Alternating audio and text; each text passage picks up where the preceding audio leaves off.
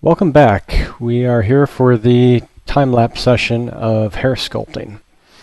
Okay, so we have a little bit blocked in already, and that's fine. I've shown you guys kind of how I approach this step by step, but I just want to give you guys the full overview.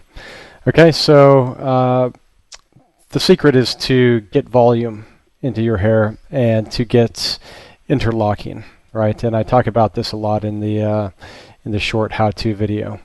But kind of I'm establishing this with clay tubes, and then I switch back and forth between clay tubes and standard brush to get a little bit more, I guess, tubular strands, if you will. Okay, and we really have our work cut out for us because this guy has, he's got hair that's tight to his scalp that's pulled back. He has hair that's a little bit curvier that's pulled off to the side, and he has two ponytails, which is crazy. And I'm still a little bit undecided as to whether or not two ponytails is a good idea, or whether it's going to look ridiculous no matter how well it's done.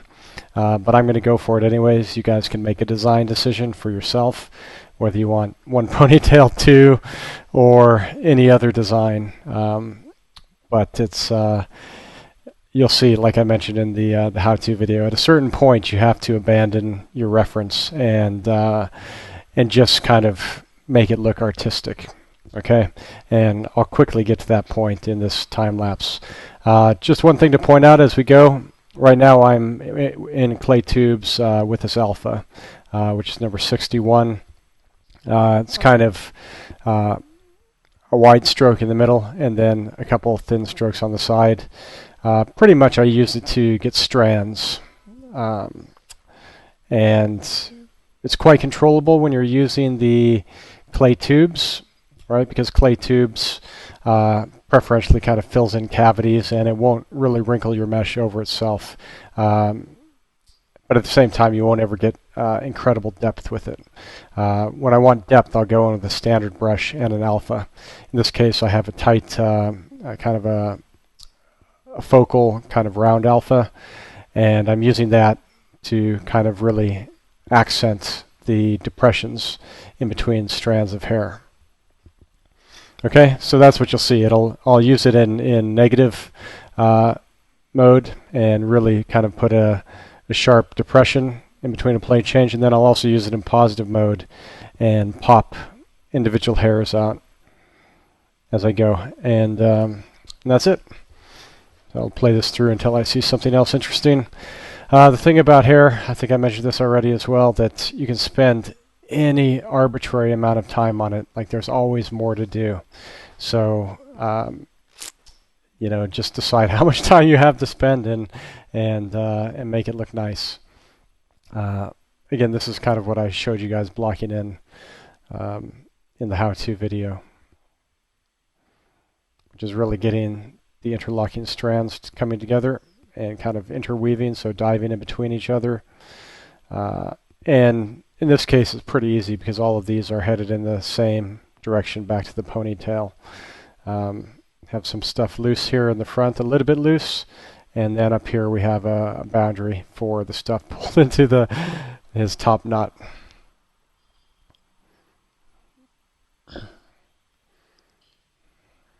Okay, so just taking it a little bit tighter and putting a little bit of curve in these, right? So it's not held in like super tight, and so he has quite springy, curly hair. So where it's a little bit loose, some of that comes out and gives waves from start to finish, from root to termination.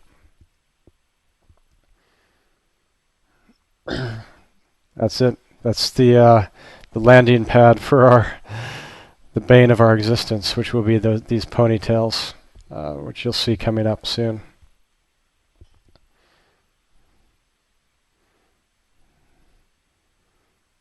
Remember, as you're going, pay attention to the volumes that you're putting on the hair and how it relates to the skull underneath, right? And just consider, you know, what's happening when the hair flows from the start point to the end.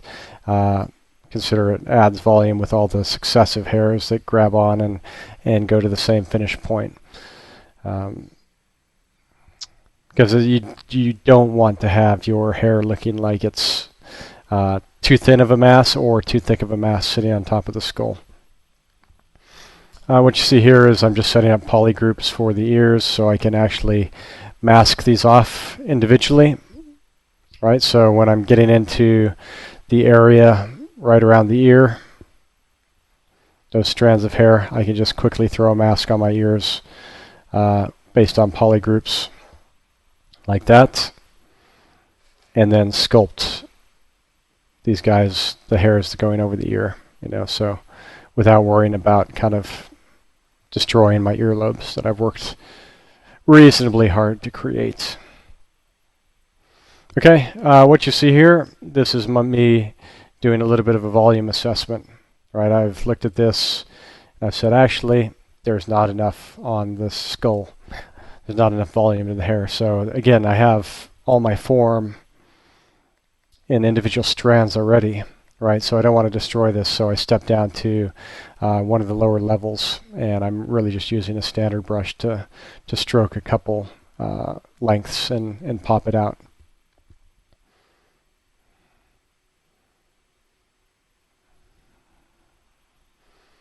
Okay, and now we're starting to get some of the looser free strands towards the front, trying to just build up volume for the body of it. And this is before any kind of fine detailing goes in. Just kind of get the volume established, and then again, when you see me switching to a standard brush, that usually means I'm looking for an accent or to kind of create refinement to the volume, right? So I go in there and it really makes it easier to grab edges and pop things out, right? So you see these kind of small forms that I put in. What you see happening here, I'm back in clay tubes, and clay tubes is really good for getting things to overlap with each other because it just will fill in the gap, remember. And so whenever I need hairs to appear, strands to appear like they go over top of one another, I'll usually go to clay tubes with some alpha on it anyways.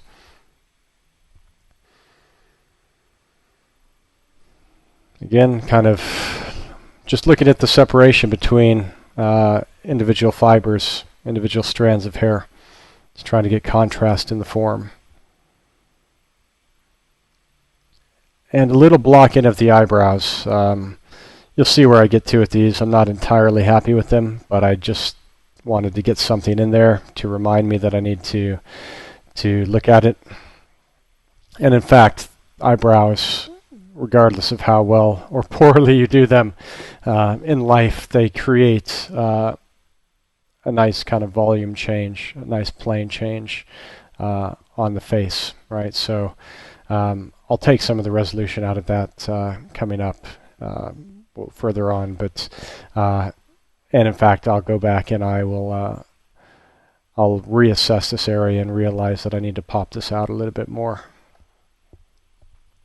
And while we're in fine details, I'm going to go in here and I'm going to work up the sideburns a tiny bit. Just a tiny bit, nothing crazy.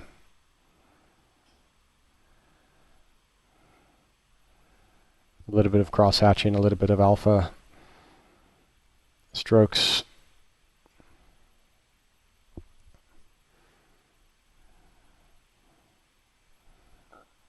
Okay, so starting to look at some of the finer forms on the strands. Often I just iterate. I'll run some kind of detailed strokes along there and get those to lie over top, and then I'll go in with standard brush and refine the planes and the interlocking, right? So put the accents in.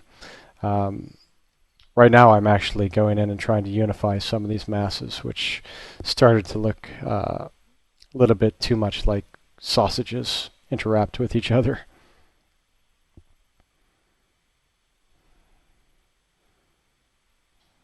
Okay, standard brush, no alpha. What I'm doing here is I am popping out volume, right? So this strand running from here to here, it kind of escapes from and then dives back in, right? So I'm going in and I'm using the standard brush to pop this out to kind of create the third dimension to the waviness of the hair, right? We have We have the up and down here, but we also need the in and out.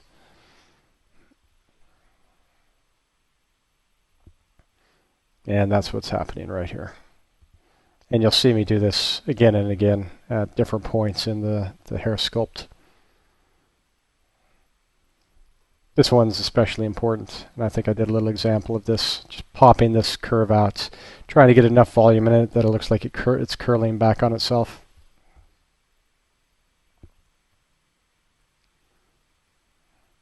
Not happy, rub it out a little bit. And just going in here, trying to get a little undercut so that really I can look like it's wrapped over and is actually sitting on these smaller strands. I don't think it succeeds 100% yet, but it might get better towards the end.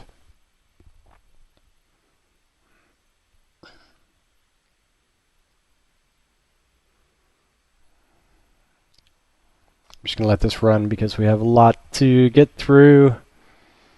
And you're going to start to see this looks quite repetitive. But it's good to just see how it progresses.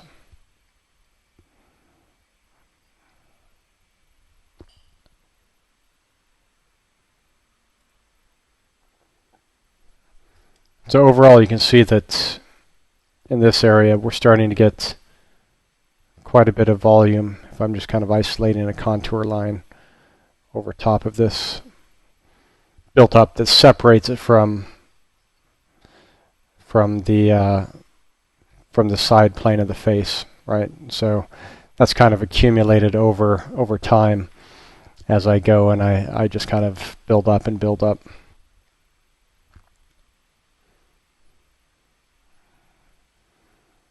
I mentioned this in the how-to video that it's a good idea to work on both sides at the same time so that you don't have them looking different, because while you're in the flow with a certain workflow and some technique, that it may not translate if you or it may not come back to you in the exact same way if you leave one half for a later time.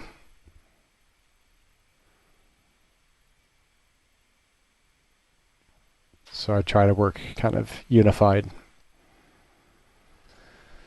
And I suppose this is where kind of the artistry of all this stuff comes in, right? It's not just what brushes to use, but you have to have kind of a feeling for how hair and things kind of wrap over each other and twist and kind of, you know, put a little bit of torsion in, because it's not as straightforward as just running a stroke from start to finish, unfortunately. And it's something that you'll, like I mentioned, I think before, you'll develop your own style over time. And certainly I've done lots of hair, you know, animal hair, animal manes, human hair, different kinds of different kind of techniques, and it's all kind of amalgamated into one kind of unified style over time.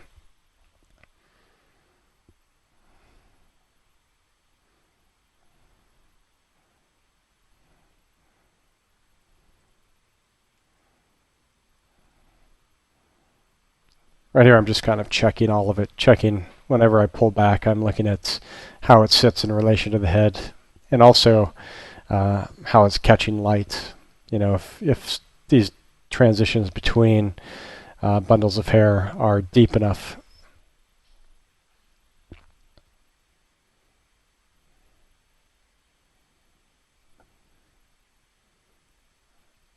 And I've actually pushed that in a little bit there.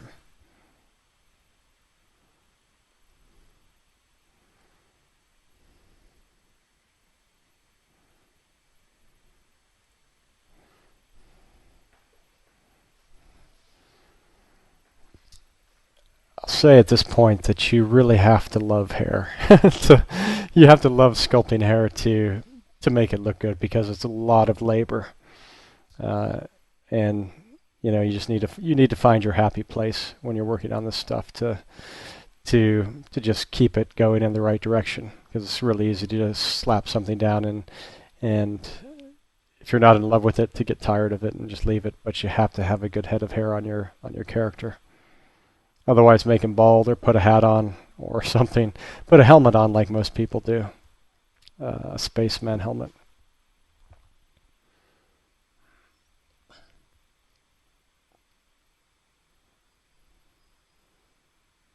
Okay, you can see starting to just kind of detail the surface a little bit with some breakup with the that kind of strand-like alpha.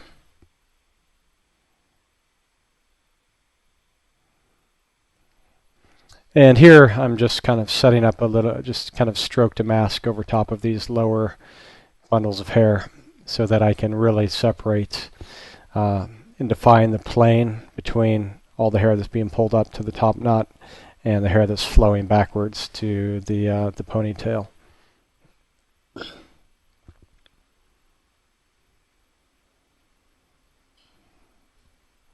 This steep view is just going to allow me to get these deep undercuts a little better, right? So I can really just get the undersurface here.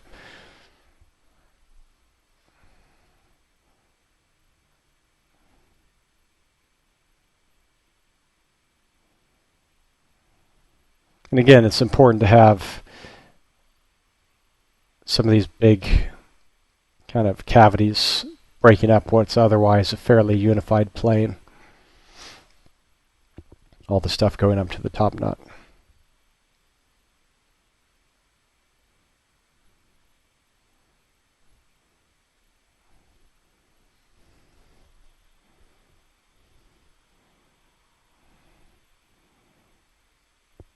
And it goes and goes and goes and goes. Yes, I'll just leave this running. Shortly, we'll get to some of the crazy stuff that's going on with the ponytail, and that'll be a little bit more interesting. Okay, so here we have our unified head, right? So in this last step, in the next few frames, what I've done is I've done just what I showed you in the how-to video to get a big head to work with. The other option that you could use would be to scale this guy up quite a few times over to have him have the resolution for this, but I've scaled the head. Which is better? I'm not quite sure, but either work, and that's the way we're going to proceed. So what we're going to do here is I'm going to start to block in the things just like I did in the video, and then I'll show you guys another technique. So with the Dynamesh. All right, so I'm just getting some strands in here, working them in like I did in the video.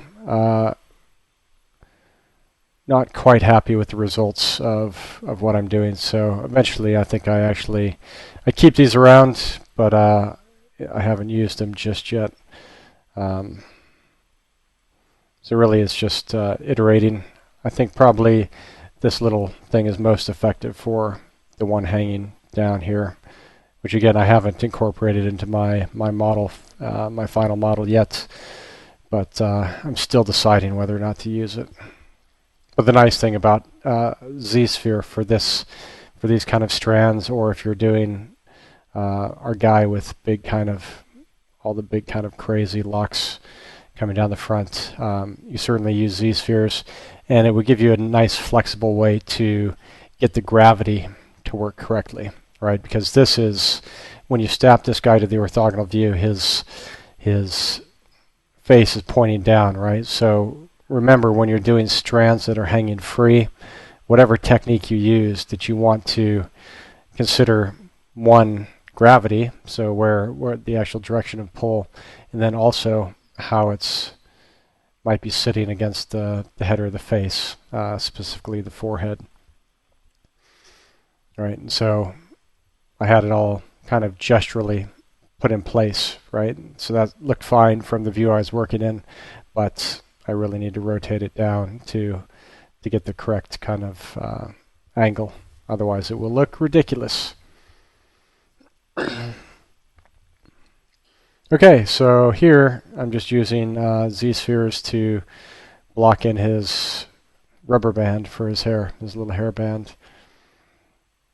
and it literally is just a donut of Z-spheres kind of snaking around, and I don't think I'm going to do much more with that. You could use one of the ring primitives if you wanted. You could use Shadowbox. You could use any number of things to make this. Z-spheres were simple enough for me, so I've used that. And I'll duplicate this guy and use him in both places.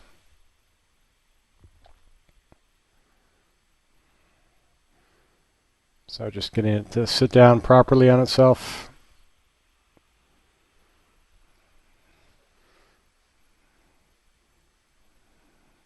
And I eventually look at gravity, consider gravity in this front strand. Okay, here comes our magic sphere. You know what that's going to be? That's going to be his top knot. So we have a lot of work to do. And I think eventually what we're going to do is I'm going to put one on the back as well. You could keep them like that if you wanted. It's kind of a good look. Just little eggs sitting up on top and the back. But that wasn't my intention. And so I actually decided that the best way to proceed was to Dynamesh both of these, right? And start to use some of the new Dynamesh tools to really help us get a little bit of the fuzziness that you expect in a ponytail, right? It's really, really hard to sculpt ponytails and free strands of hair. I've showed you a couple techniques with Z-spheres, both Z-sketch and just regular chains for that, but that would quickly kind of become unwieldy when you're trying to get big interlocking sections that just wrap over on themselves, and essentially chaos. You want a bundle of noodles sitting in the back of this guy's ponytails, and neither of the Z-sphere techniques work great for that. So what I'm going to use here is I'm going to use some of the curved tubes features that you can use with Dynamesh. Right, so the curved tube, and this really is magic, and this is exactly what we need for this type of operation. To start with, I've just kind of deformed this guy with the snake hook and the move brush, but I didn't really need to because I'll start to layer up a ton of stuff with these curved tubes. And I'm not going to show you the whole thing in time-lapse because part of it's missing, in fact. But you get the idea that you're going to have to play with this and experiment with your technique is what I'm trying to say. Pretty much they aren't perfect for laying down. There's not a perfect way to get these built up, but you really just have to get chaotic with them and start to move things everywhere. And I'm doing a combination of kind of clay tubes to build up form of the big underlying structures, and then I'll start to mass in some bigger kind of branching bundles of hair with the curved tubes, and then I'll eventually put tiny small ones in as well. All right, so this is a massive iterative process, and literally just dumping stuff into that and playing around with your workflow and your technique.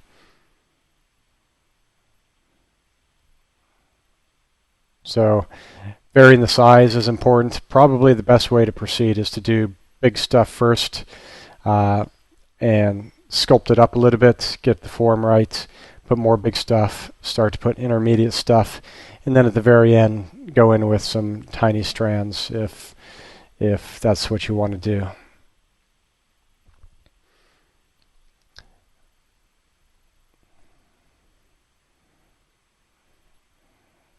You can see my my Dynamesh resolution is at about 688 right now. In fact, it's not too terrible to go all the way up to the top, and I think I do at some point when I get really small stuff going in.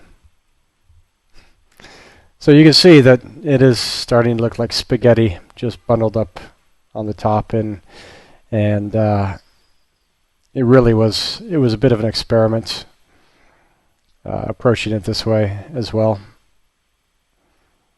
And so you'll have to do the same, just kind of resolve this for yourself.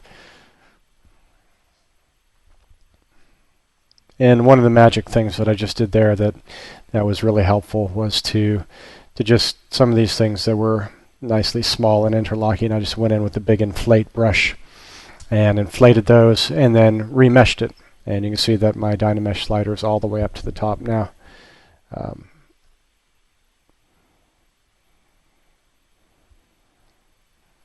As I go, I start to refine some of the tubes from being perfectly round. I flatten off edges with clay tubes, and again, try to spiral them a little bit, just so that they don't look like it's just an extruded cube, but looks like maybe a strand of hair that wraps over itself, right? Especially like this.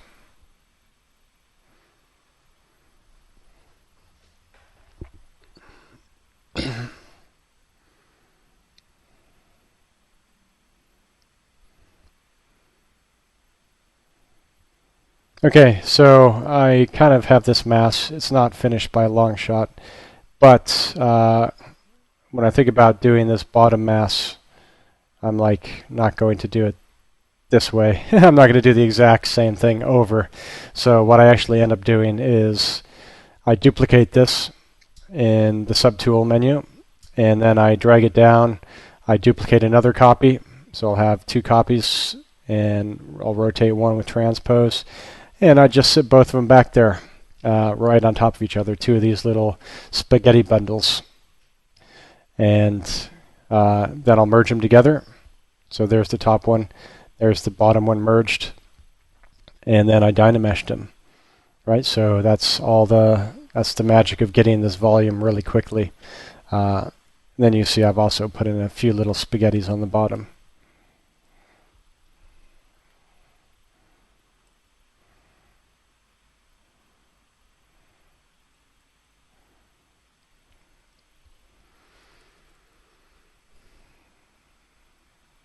Okay, so you can see the bundles are more or less built up as far as I want to go with the clay tubes, or the curved tube for right now.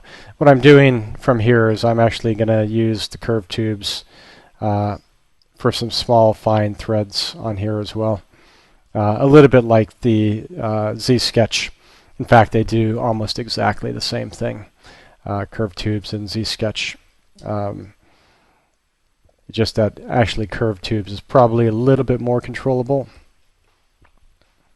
depending on what you want to do. Obviously, you can go back and edit Z-Sketch afterwards and smooth it effectively, but slightly different techniques, but a similar result.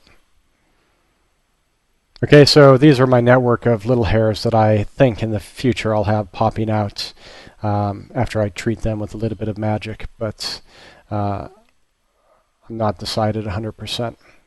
A little bit like this guy. Right, so getting some of these small things in just to get separation and cast shadows, really.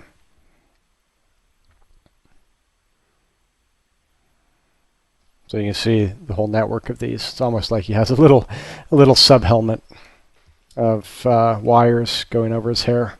A hairnet, maybe.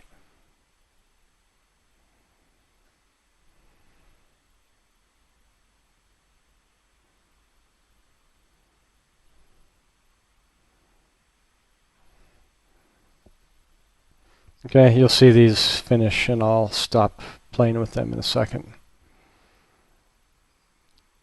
Okay, and now it's time to turn my attention to getting this guy to work properly, to look good, right? Because he doesn't quite, I don't quite buy that this is hair in here, right? So pretty much we're going to have to treat this massive lump, both massive lumps, like we treated the hair on the scalp down here. In that we're going to have to go in there and define planes, define bundles, and really kind of start to detail it. Let me just finish off with these first. Okay, so here we go.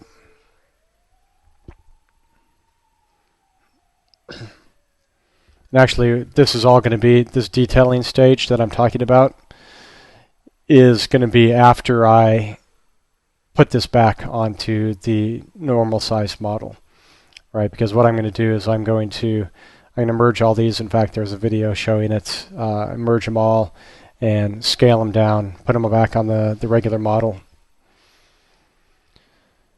And then I subdivide these, right? Because the resolution that we're getting in these guys just isn't quite enough to detail.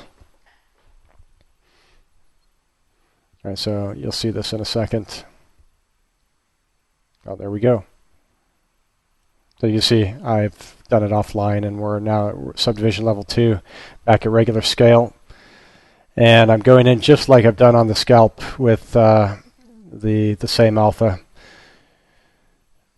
And this it's like playing chess almost. Finding a kind of a unified strategy to treat all of this and try to get it to look coherent. Right, and so there's nothing special about what I'm doing here. Literally, it's just kind of trying to work out the flow of things, run strokes. I'm running this stroke along the edges with some lazy mouse, and try to get things to do interesting stuff as they spiral and wrap around. Right, and most of these big round things, or most of the bare surfaces, will have to be treated. Right, as they get tiny, you don't really have to give them any attention, but most of the big stuff I did give attention to. Whether or not you want to devote the same amount of time is entirely dependent on your motivation and your schedule. Because certainly some of the technique will maybe new to you. So it might be a little bit slower.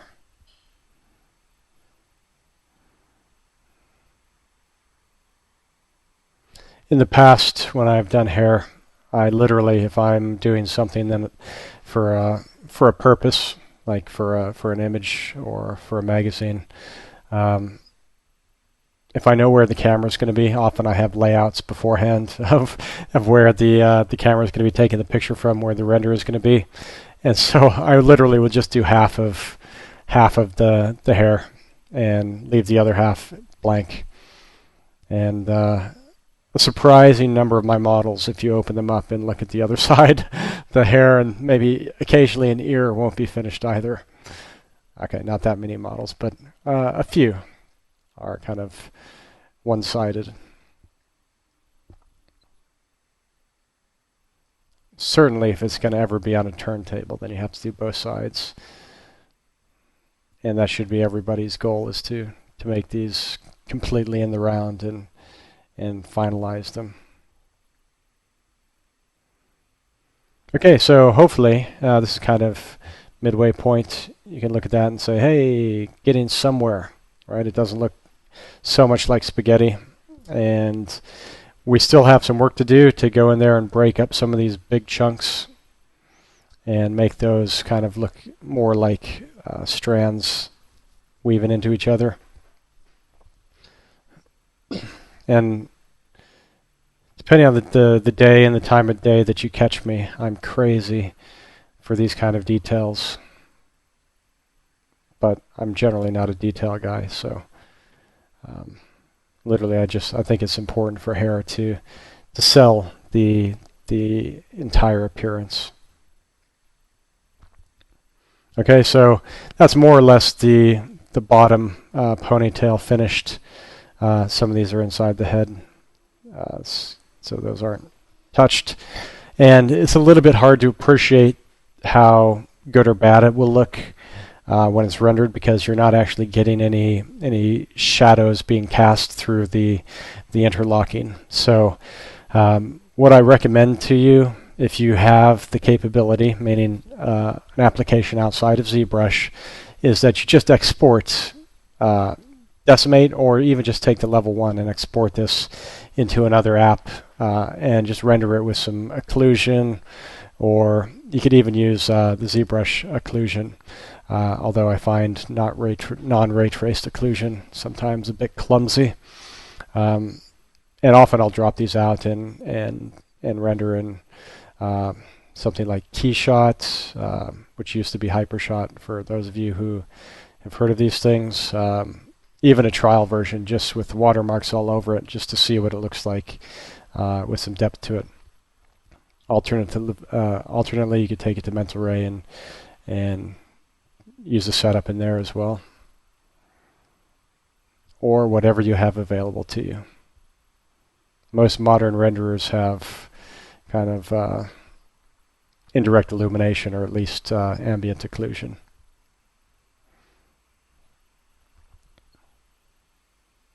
Okay, so same treatment for the top stuff. And I'll just play it.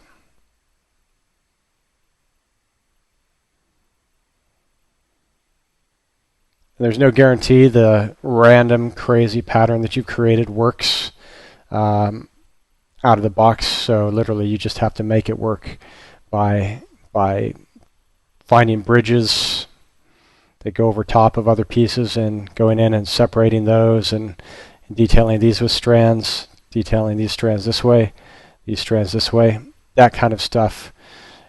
Even though they're entirely touching and one piece of geometry, it gives the appearance of flow over top of each other. Right? Look at this. This is not much difference, but that's the first step. The second step is to really get in there and define that boundary.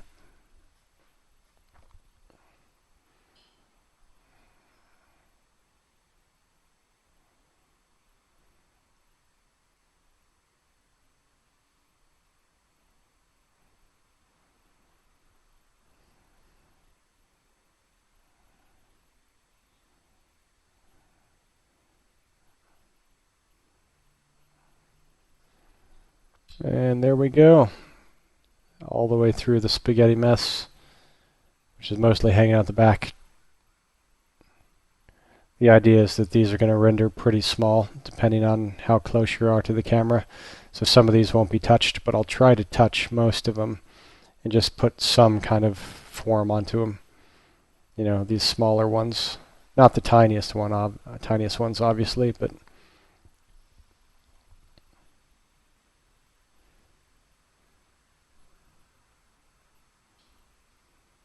okay, right now he's looking a little bit like kind of the golden locks that you see in a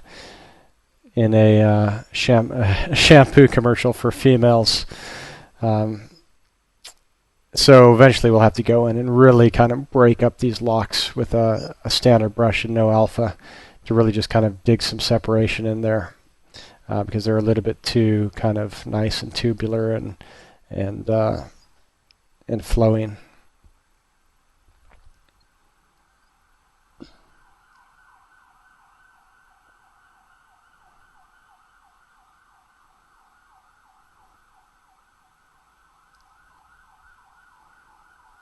And that's what I'm doing right now. Well, right now I have the alpha on, so I'm literally just hammering in these bridges that I talked about. Right, so these overlaps are getting defined in between areas. All right, just put that one in, putting this one in now, just to really sell some of the interlocking that's taking place.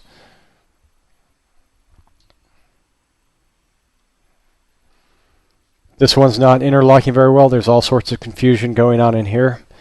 And so I have the clay tubes, and I'm going to just build this bridge over top.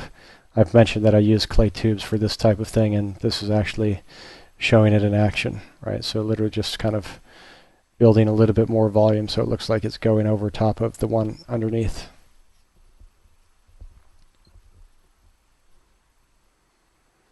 I know it's a little hard to follow because it's just single strokes on each strand and then I move the view, but hopefully if I play it forward that you guys can kind of see the idea. So see, for example, in here, I'm going to try to get this to twist over on itself. And so a couple strokes in here, just put a little bit more flow that way.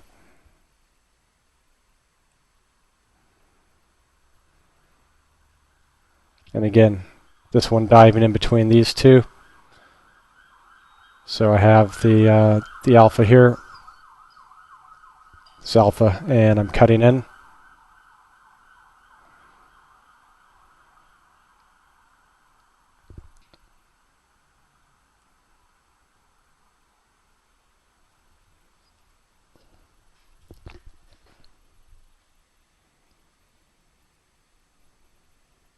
Okay, and this is getting to be kind of the final stage of this long, painful process of making hair. And this is what I was alluding to earlier when I said standard brush, no alpha. Really just going to hammer in some planes and some detail into these larger masses and these larger tubes to make them less round. All right, so you can see, like here, I'm just going to kind of accent that. So doing big pushes in here. So we'll do big pushes and then we'll do big pulls. You see coming up on this guy, watch here. So really just kind of popped out these two bundles. What used to be one tube is now kind of two masses separated.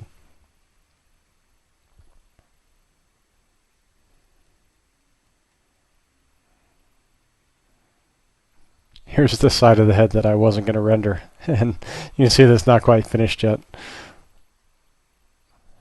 I decided that I should, though. And so I will, and I think you guys will have that on time-lapse.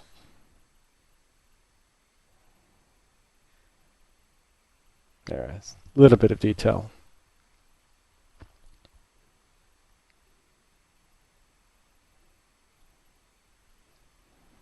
The idea with this whole thing is that eventually, when you get enough of these small forms and enough breakup in these tubes, that you can look at it as a mass and not really, you want to kind of get rid of all these areas in here where nothing's happening, right? That's not selling anything, these dead spaces. And hopefully those are never in camera. Sometimes it's hard to work in that deeply.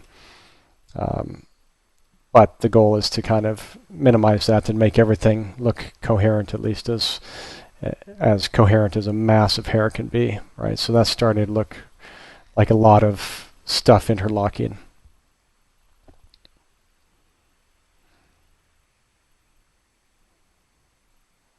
One thing, I hope I fixed this. If not, you guys know where there's a little problem. That doesn't work, right? Why doesn't it work? It doesn't work because these are flowing this way. There's no plane change, and suddenly we have things going this way, right? So something went wrong right there. I'll see if I ever fix it. If not, keep an eye out for it. You guys will know where there's a bad part of the model. Okay, now I think I've pretty much given the full treatment to this guy, full treatment to this guy, and now I actually need to get in with some of these details that I've kind of given these two and put it back onto the base scalps hair, because that's a little bit underdefined now.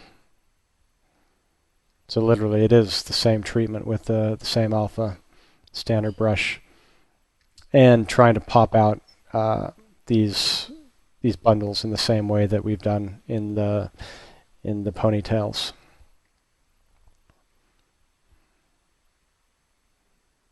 Okay, so this is literally the final kind of stage of this, and could I do without it, this final stage? Probably, but you know how it goes. Like, if you want it to be right, you have to make it right.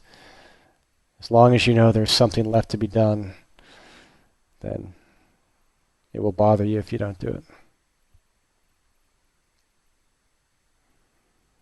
So again, just kind of putting more definition in here, a little bit more, a few more plane changes.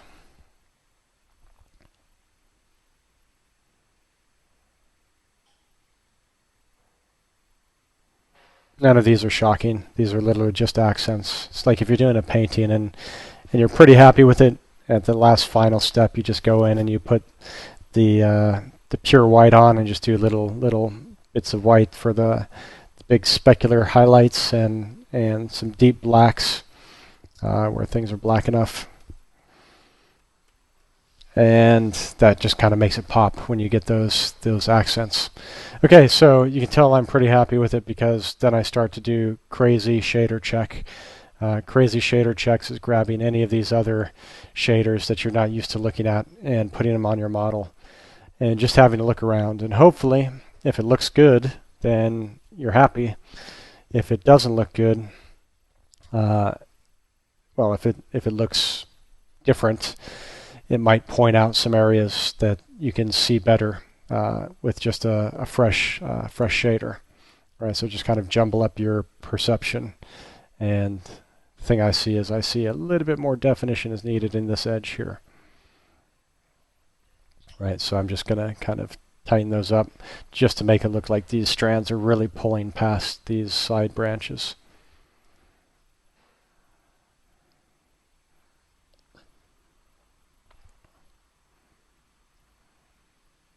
And here's me fixing those, unifying them a little bit, and then also popping out some of the volume that I've talked about, that top shelf.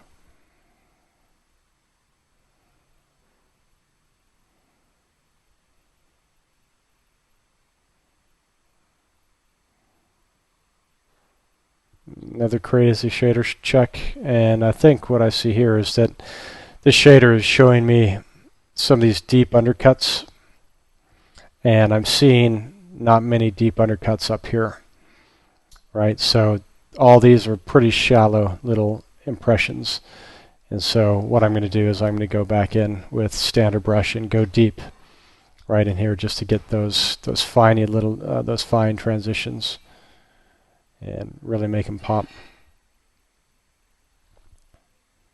And that's it. So no glorious turntable or anything, kind of an unceremonious end to this, but that is where we've gotten to for the hair. And certainly you guys can you can choose to do as much as you want with the hair. It's an investment of time, almost in the same way that a portrait is an investment of time that's separate from musculature and anatomy.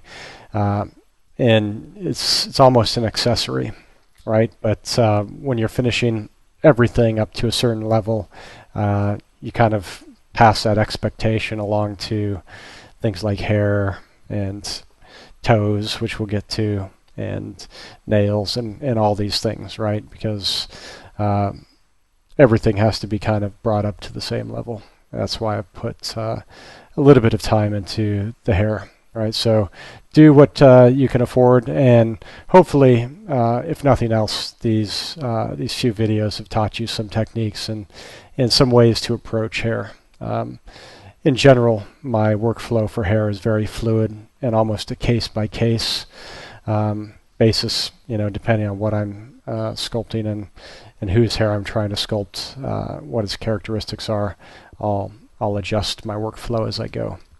But this should give you at least one snapshot and some ideas for your own workflow in the future. Okay, good luck. I'm interested to see how you guys do with the hair and what this guy comes out looking like. Okay, thanks. Bye-bye.